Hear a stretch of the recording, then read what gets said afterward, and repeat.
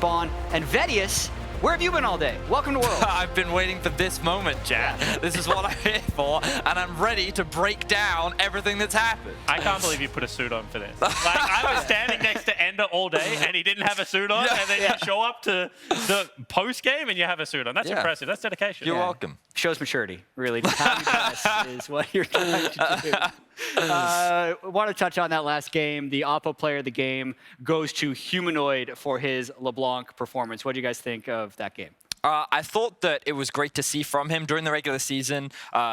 He did have a fantastic performance. He was one of the best performing mid laners during the regular season, and he showcased that he could be one of the big carries for the team and an X factor that could be introduced into a Splice lineup that never really had that before. And I think that with his LeBlanc performance today, we got to see an element of that where he was 3 levels up against both enemy carries, and he really controlled the vast majority of the game. Yeah, and I think it also showed that Splice is really comfortable playing around these assassin picks, something that maybe I wasn't as confident in, because so many times he just went for the chunks. There was no follow-up. It's like, okay, if I get this, then we can just set up for an objective. We can take another Infernal Drake. We control the pace of the game. You know, I'll go for a chunk on mid lane. That means there's no bottom lane plays that can be made, because we can always have superior numbers down there, despite a teleport advantage coming through for the Esports gaming lineup. So I just like the composure that Humanoid showed with his lead. Yeah, I think specifically if Splice is able to use more assassin picks like that, it actually bridges them to late game where Kaba is going to be so successful, which I think will be really useful for them throughout the group. But throughout the rest of the day, we saw the day start off with a big bang, basically. Clutch losing to UOL. But then we saw comebacks fly back when UOL then lost to Mammoth. I'm going to have to ask you why Mammoth's tri-code is MMM at some point. Instead, like, where's the third? What's the third M doing in there? But the rest of it, I asked you before, like, if you could describe this day in one word, what would the word be? My word would be nervous, to be honest, to start this day. Do you want to know why? Or normally you explain why after you give me the word. Okay, so the reason I say nervous is because I think there have been more uncharacteristic, unforced errors in this day of League of Legends, with the exception of Splice, than any international tournament I have personally ever seen. Well, fair enough. Vedius? Mine was fun. I thought it was a lot of fun watching today. I had a lot of fun watching Clutch lose. I had a lot of fun watching the Nocturne mid, even if his build is terrible. I had a lot of fun. What should you build? Lethality. Okay. He should be played as an assassin if you're running him in the mid lane. There are some alternatives, but we'll talk about that later. But yeah, I actually just thought, like, I agree with you that there was like a lot of mistakes, but I also just felt that that made it a lot of fun to watch. And it also creates an interesting dynamic, especially when we look at Group A. Yeah, I mean, looking at the highlights here from the Mammoth versus UOL game, there were 3 moments where Mammoth like greatly overreached. And I think I said in the cast, like, I'm waiting for the 4th because that would be a tilter. And then luckily for them, the 4th one never happened. So what's your word? You didn't include a word. That's not part of the game. I kind of knew you were going to ask me this one. Before we came on camera, I asked what Vedius' word was, and he said, I have one for mediocre. And I'm like, you can't tell me the word beforehand. Mediocre's not that bad of a word. Like, I was expecting, I was expecting to see a Yuumi if it is dropped through for one. So like my pick and ban stuff was a little weird. And I was kind of surprised how many teams seemed to change what they were good at for no apparent reason. Like Clutch pulling out Renekton in game 1 I didn't like. I liked it more when they pulled back in their second game and played more late game scaling stuff, which is how they actually beat most of the below average teams in the LCS. And then kind of as the day did go on, I did feel like there were almost more mistakes, and maybe that's just like my caster goggles being on, thinking the games I cast are like exciting and not as many mistakes. And then when I'm sitting on the backside, I thought I saw a few too many mistakes in the final 3 games.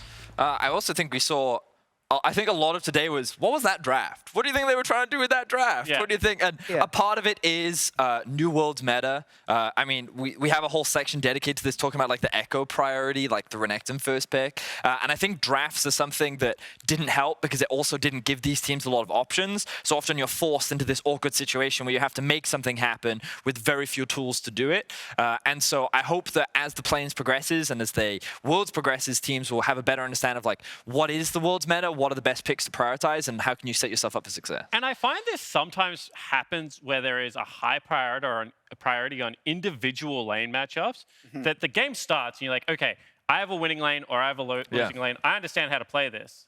But because there's been 3 patches, then 4 people show up on a lane, and you're like, I kind of don't know how to play with an Echo, and why am I going to renect in mid for the first time ever? And it's kind of when it all tries to fit together that you end up with like these Franken comps, because you're just picking so heavily for laning phase. And I feel like that did happen a couple of times. Yeah, we're going to get into meta a little bit more in depth later in the show. Right now, I wanted to pull up the standings after day 1 to see how Group A and Group B are actually shaking out. There is a 3-way tie for first, second, or third, depending on how you look at it, in Group A between Clutch Gaming and the Unicorns.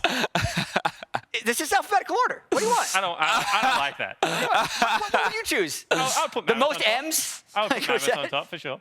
I think they were handily crushed by Clutch, would you not say? Oh, absolutely, but I would say they also had but I'd say great UOL performance fairly versus handily UOL.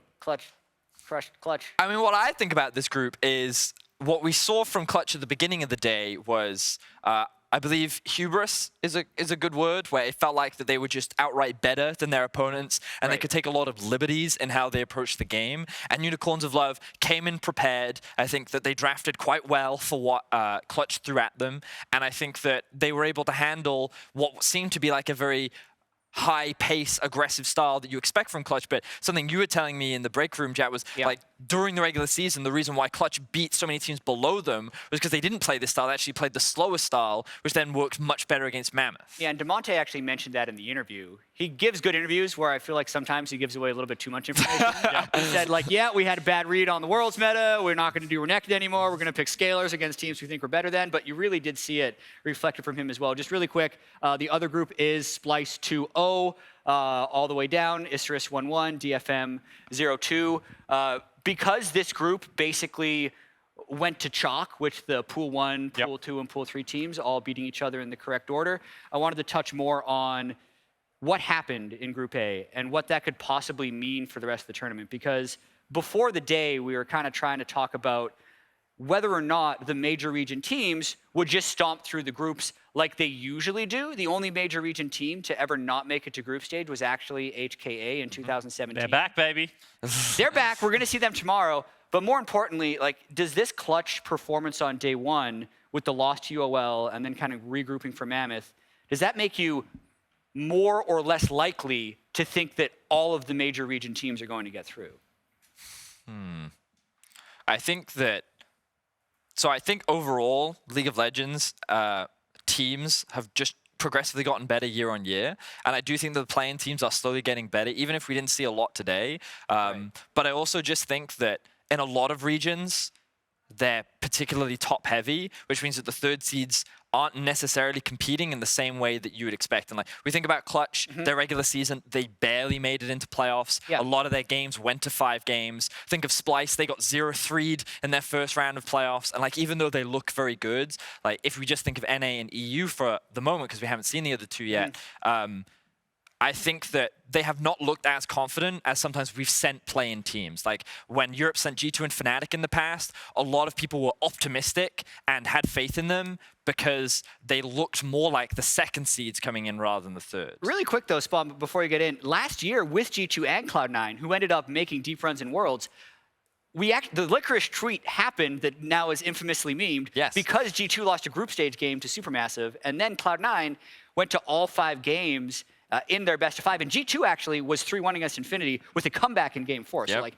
I felt like last year it was close. But Spawn, what do you think? I was going to say, I was more interested in like how the games went as opposed to the outcoming results. And I think what it showed is that you have to play a positive, proactive style and your style versus these teams that should on paper be better than you. I think we saw UOL like have a really good read and then have a great kind of answer to that, and they took some risks through the jungle position, and Anasik was stealing away camps, and they gave him a big advantage. And then when Mammoth played against them, they ran like a negative lane versus Huni, and then they ran scaling, and they seeded all vision, and they waited for the clutch mistake to come, maybe expecting a higher tempo game plan. And that's not really how we've seen Mammoth kind of have a really successful last 4 weeks of the OPL. So I think it just speaks more volumes to like, play proactive League of Legends. Like this meta at the moment is all about, you know, getting in people's face, looking for your shot. Don't cede map control. Don't let the game get away from you because it will become scary. And I think that if people do that, then it opens up kind of, you know, being able to take more opportunities and therefore win more games. It sounds stupid when you say it like that. Well, it's interesting because I tend to agree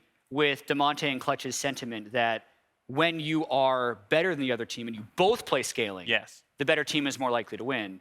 So I guess that basically follows the logic of, okay, no one should play scaling against Clutch then. Correct. But does that basically mean that any team that is better, you should never play scaling, even if that's what your strengths as a team is? No, if it is your out-and-out strength of the team, like if we go back in the day and, you know, we're talking about like 1000 CS Teddy Laser Fountains, or you're talking about Froggen playing an Ivia or something, if that is how your team won domestically, like go do that. But Isurus Gaming were very quick. Their acceleration of gold leads, you know, 15 to 20 minutes is really quick. Mammoth are a really quick team, especially with Fudge. Like with Topoon, they're more scaling. With Fudge, they're all about fighters in the top lane. I was expecting to see a Camille come out, and that's just not what we saw today. Yeah, that's right on the topic of the meta that we saw after day one. We had a ton of theories about what was going to happen. We saw 6 unique regions play today. And at the end of it, we have 6 100% pick ban champions. Zyra, Khan, Pantheon, Kiana, with Pantheon and Kiana being banned in every single game. Wow. GP and Syndra, 5 out of 6 games. Nocturne, Echo, Renekton, and Kai'Sa in 4 of the 6 games. Those are your top 10 presents after day one. And it looks like, when you look at the win rates, it's a little...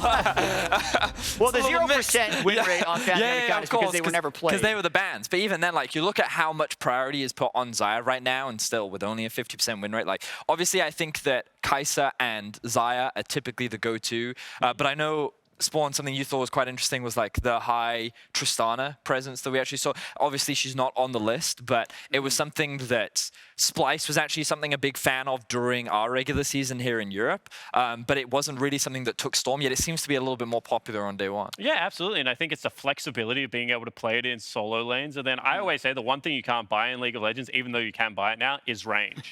And range is just such an important tool, especially if you're going to run no frontline, difficult to execute comps. Yeah. Being able to just siege up turrets. You know, we saw a comp today with a Tristana as well as a Heimerdinger and Morgana. Like, how do you ever get on that guy? Like, how many mistakes does a Tristana have to make before you can actually kill that Tristana if you're running like a tankless frontline? Yeah, at least 3.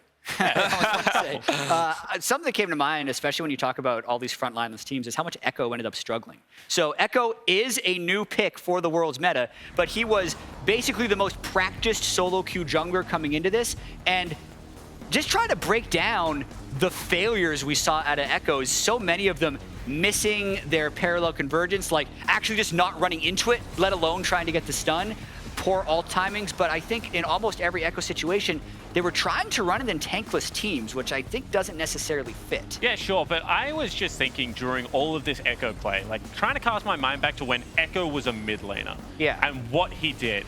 And it was, he was very good at farming side lanes, and then when he had items, he could just one-hit a carry. I don't ever see how Jungle Echo does either of those things in a competitive match. So then you have to start thinking, okay, is it the turret dives? Well, why are they just not playing Elise? Is it a team fight presence? Then why are you just not playing Gragas? There are so many better options for the roles. He kind of seems like a jack of all trade and absolutely master of none so far. Do you think after a day of Worlds, these teams are going to lower their Echo priority? Okay, that's a different question. It's a good question, right? Pro players are stubborn, so absolutely not. Yeah, they're going to keep playing. Do you think they should? Yeah, absolutely. Coming into Worlds, I think I was one of the casters backstage that was saying, I don't understand this pick. It doesn't farm quickly. I don't think it has good ganks. You have to bring the CC for Echo to be able to gank. Whenever that is a condition of a winning lane, like I'm just like, sure, why don't you just play any other jungler with it then? Like play Graves or Kindred if that's the condition of a lane. Like I don't actually understand the pick, and maybe I'll be proved wrong by a better team. I have a theory that in the scrim and solo queue meta, it has been taking over games, which is making them want to play it in pro. We've all seen scrims. They have like 100 the gold kills advantage is so faster, but at a slower game, it's looking, at least now, like it kind of sucks, right? Compared to I think if Echo is like the Sylas replacement, and that's what I think the equivalent should be, and I think that the expectation would be is while he can early gank, his whole responsibility should be more towards scaling. And one of my biggest values of Echo is how like he can soak a lot of damage in fights and then reset because you typically build AP. And so like that's how I see him, and that's why I think teams should play him, but that's not how I think teams are currently playing him. So right now, I just think that Echo is being utilized poorly rather than Echo is a bad champion. Okay.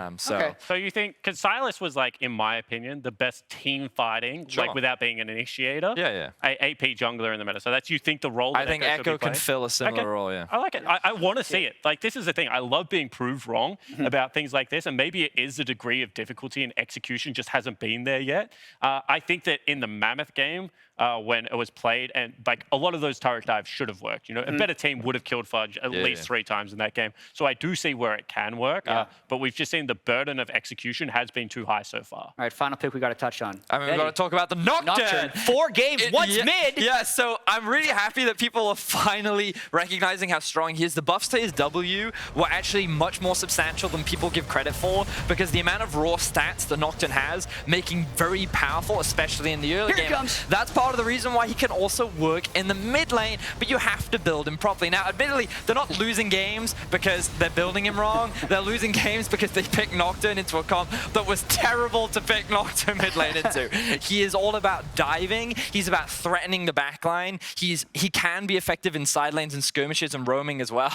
Yeah, they put my face on that. You love the champion so much. But Nocturne mid lane, I think, is something that we may very well see more throughout Worlds, just because I think the AP junglers with Elise, Gragas, and Echo are prevalent in the meta, and I think that we're still yet to see more mages in the bot lane. And with the likes of those, AD mid laners are coveted, so things like Yasuo, Kiana, and I think Nocturne can all fall under that pattern. So, I thought that it was a good matchup into Ryze today because Ryze wouldn't be able to shove him in. What other things do you think Nocturne mid can work into that are in the pro mid meta? Like, you obviously want it with mages bot lane and not against a bunch of anti-dive. So, I mean, the best matchups for Nocturne are ones where at 6 he can kill you. So things like Orianna can be quite good, Syndra can be quite good. Zoe is by far and away his best matchup. He also does well into melee matchups. Things like Yasuo and Kiana he can also play well into. That sounds like a lot of stuff. Why is this not but just also, like the top I'm pick? a Nocturne one trick, so my perspective might be biased because I play him into everything. Maybe. But one of the big problems that he has is that unlike many other assassins, he doesn't have escape tools. So you need to have a jungler that's good at playing around him, which is why I don't like him paired with Echo, because Echo can't play, like, Echo cannot provide the pressure needed in order to allow Nocturne to do what he does, which is hard push in mid, look to roam, and basically like have kill pressure at 6. All right, just a hypothetical. I just want to throw out some other junglers that could work with him. What about Gragas? How does Gragas go with Super Nocturne? good, really good. What about Elise? How does Elise Also go really with Nocturne? good. All right, cool. I just want to make sure we're covering all the bases. Yeah. Can I offer you some unreliable CC? That doesn't quite work. We're going to see how the meta ends up shaking out tomorrow. That were just some thoughts here. Let's take a look at the schedule we have. We have 6 new teams from 6 new regions coming up tomorrow. Group C and D will take to the stage for the first time. And that's a banger of a first match with Royal Youth up against Damwon Gaming. I'm so excited to see Damwon. I cannot wait. They messed up their playoffs, and I know a lot of fans at home were like, maybe they just choke on an international stage, but they were incredibly dominant during the regular season. They had an intense best of 5 against Kingzone to qualify for Worlds, and I've been hearing that this team is looking good behind the scenes, so I'm very excited to see what Damwon can do. Do you know the other best thing about Damwon that I really appreciate? Is no one can pick their favorite player. Like, you like Canyon. I do like Canyon. I love Showmaker. You know, you talk to Papa Smithy and it's Nuggery. Like, I feel like it's Nuggery. Yeah, of course. Everyone has a different favorite. Beryl as well. How like, often does it happen with the team? Like, no one likes anyone Nuke. say That's fine. That's still 4 out of 5. Like, that's not bad. How often does that happen that, like, apart from G2, that there's just a player for everyone on Damwon Gaming? That's super cool. Especially from a 3rd seed. Yeah. All right. So if you missed any of the action today, be sure to catch our rebroadcast starting at 9 p.m. CEST, which is 12 p.m. Pacific time. And that means it's time for us to log off for the night. So thank you. And we will be back tomorrow for more Worlds 2019. See you then. More Nocturne. Nocturne. Let's go.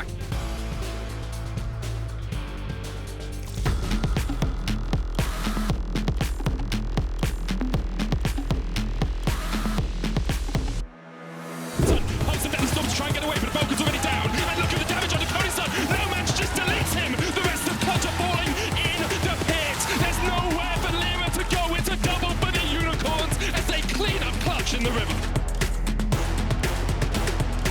Meanwhile, on the backside of the fight, Humanoid is fleeing and he goes in. The perfect position here for DFM. And they are sweeping Splice. A double kill comes out. Clutch is trying to go back in. Look at the damage coming back out from Zazi. Kobe on the front line now opens up and it turns around.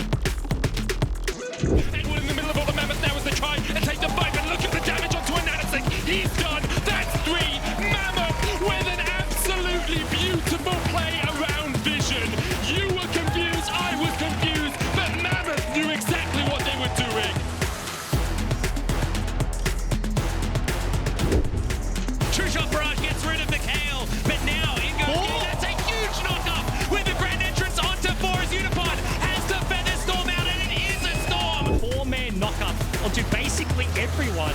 As the resurrection comes through from his GA, and where Angelus finds the extra kills in the back end. This could be, and he's so big, so much lifesteal. They still want this fight. It's not going to be the Baron going over, but can they find a team fight is the question. What? The Baron down to one, that's stolen with a Void Seeker. Rooney, of course, looking for it. As he dives on, got another engage coming forward. That's a really great quickness to lock them all up. And King the first to die. That should mean the end of Mammoth. Cannon Barrage is in now as well, but it's not quite enough. Great knock up. That's going to grab Slow for the first kill. Immediately Saya follows up as Bizachachi gets a huge wallop onto two. Where Angelus, you can't killer instinct your way out of this one.